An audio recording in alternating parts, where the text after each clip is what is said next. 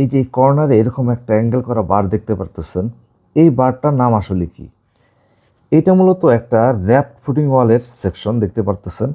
মূলত এই ভার্টিক্যাল ওয়াল এবং এই হরিজন্টাল ফ্লোর কাস্টিংয়ের ক্ষেত্রে এই কর্নারে এই কর্নারগুলো সাধারণত দুর্বল হয়ে থাকে। এইটাকে শক্তিশালী করার জন্য এই ধরনের অ্যাঙ্গুলার বারগুলো ব্যবহার করা হয়। এই বারগুলো শুধু এইখানে যে দেখতে পাবেন তা কিন্তু নয়, এটা আমরা ওয়াটার রিজার্ভার ডিজাইনের ক্ষেত্রেও এই ধরনের বার আমরা দেখতে পাই।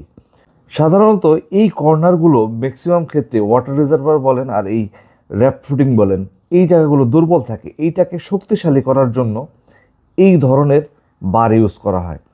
এই বারকে আমরা সাধারণত হাঞ্জ বার বলে থাকি, অনেকে এটাকে ফিলেট বার বলবে। কিন্তু আসলে এই বারটার নামটা কি, হাঞ্জ বার না ফিলেট বার? কমেন্টসের মাধ্যমে আপনি আপনার মতামত জানান। ধন্যবাদ।